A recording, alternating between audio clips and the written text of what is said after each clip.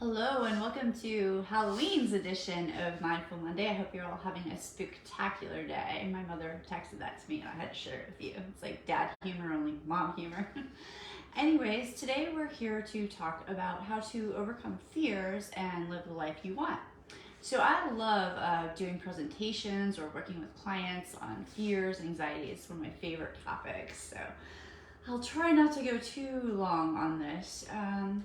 And if you're watching for the first time, remember to watch till the end, or at the very least, you'll want to put mindful in the comment section. You can also comment where you're watching from, but if you write mindful or email, text, message us mindful, then you'll get subscribed to our weekly email where you get the PDF cheat sheets and the extras, such as recordings and stuff that we do give away with this broadcast. So today we're talking more about not so much phobias, but lesser fears and anxieties, which can also lead up to phobias. We talked a little bit more about phobias when we talked about our fear of flying kind of thing. So there are two types of basic fears. They call them innate or learned. So learned are the things that we kind of get accustomed to through society, through parents or whatever. So you might learn to be afraid of spiders or learn to be afraid of flying, as we talked about. Can get really high into the phobic levels. But there's only two innate fears that we're born with, and those are fear of heights and fear of loud noises. So there are a lot of different surveys, but let's just say one of the biggest fears that a lot of folks do have is a fear of public speaking. So when we break that down, the fear is not necessarily about the actual speaking, it's about the underlying factor, which is the fear of mortality. And so what happens is we have this thing called a negativity bias. And back in ancient times, which is still stored within our genetic code, if we were cast out of society, like if we did not speak well in front of our elders or something, we were cast out of society, we would die. So that's where this kind of thing comes into play.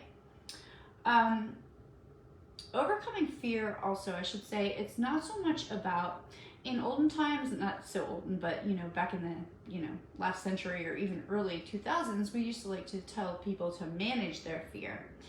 But that's not really the way that we want to kind of overcome our fears, because it's just putting up with it basically. So what we want to do is kind of have a new outlook and be accepting of fears, anxieties. So when we experience a fear or an anxiety, shall we say, I'm going to kind of lump them together for this. They are different, but we'll lump them together for a Mindful Monday because it's short. What we tend to do is, we don't understand necessarily, but it's a biochemical response, that adrenaline, that fight or flight that comes, it wells up all our neurotransmitters. It only takes 1.5 minutes for that to completely leave the body. But what happens is we kind of replay that. So we're like, oh, I don't want to feel this. We're pushing it away. We're doing this avoidance thing because we don't like the feeling. So we avoid, try implies failure. So we try to avoid it. And so what happens is we kind of get into a cycle and we loop that over and over again. So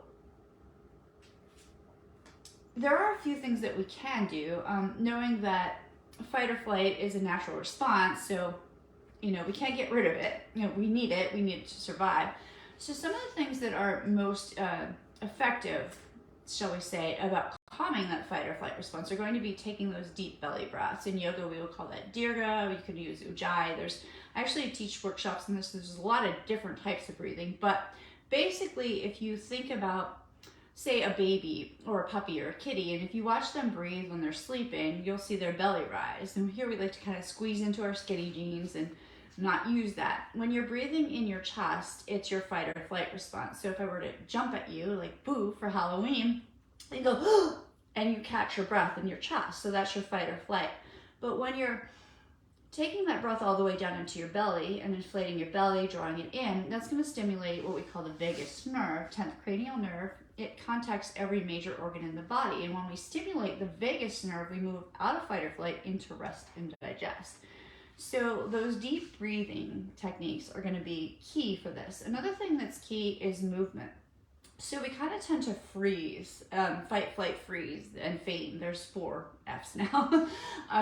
So we kind of lock it in, and then we're kind of replaying the thing in our mind, and that's like that cycle.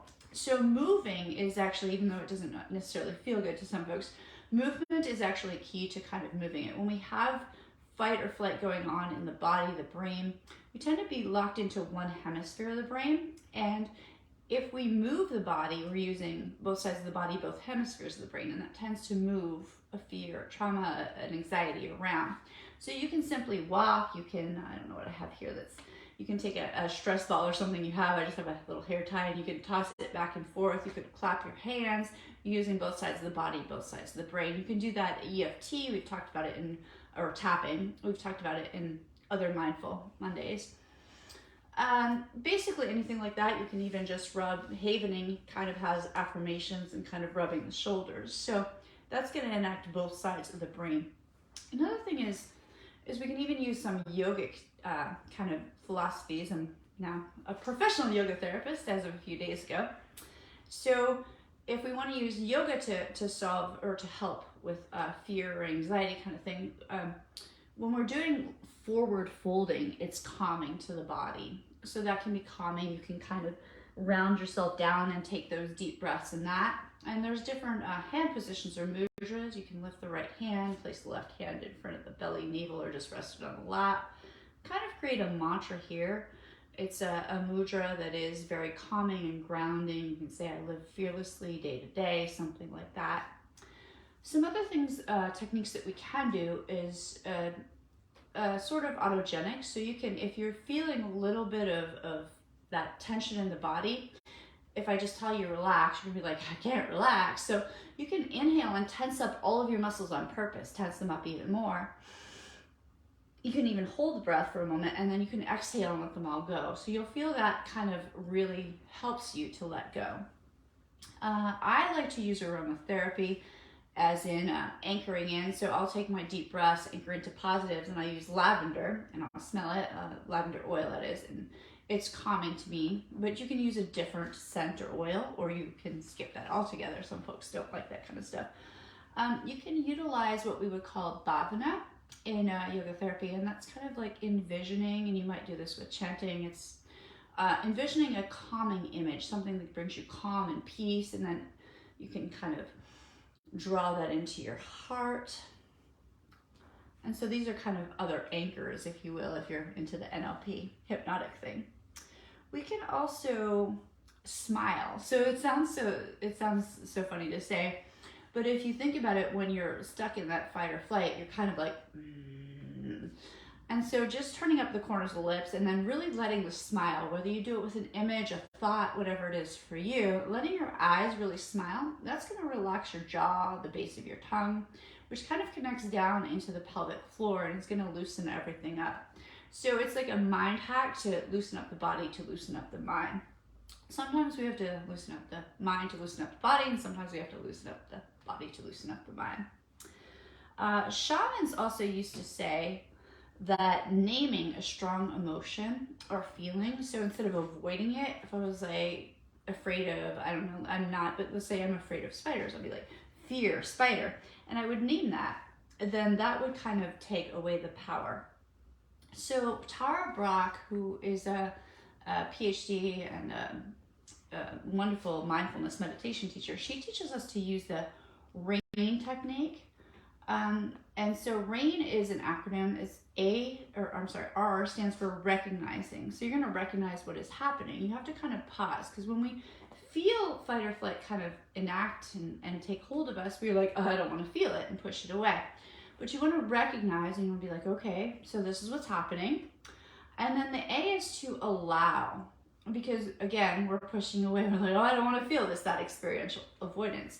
So just allow life or whatever's happening, these feelings to arise, knowing that this is natural, it's part of life, and not to resist or to push them away. Just kind of take those deep breaths, sit with it. And then I in RAIN stands for investigate. So you want to investigate with gentle attention though. And you might start asking yourself, well, what's the worst that could happen about this? Or what does this vulnerable part of me want or need? Because it's usually a younger part. It's something that happened in the past, if it's coming up again and again.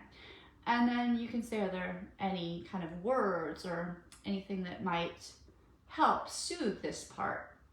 You might even place a hand on your heart or something like that. For some folks, it's going to be like, it's okay, they're there. You can, rub yourself, whatever feels good.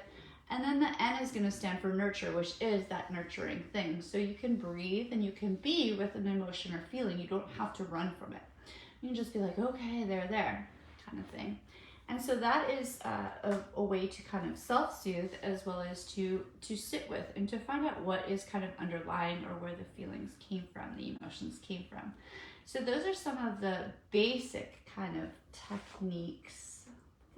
You can also utilize, we've talked about this in many Mindful Mondays, so I'm not actually going to do the whole thing, but the Betty Erickson open focus. If you find yourself having that tunnel vision, you can start to open your focus by looking around, being, I'm aware I see 3 things, I'm aware I hear, and then I'm aware I physically feel 3 things.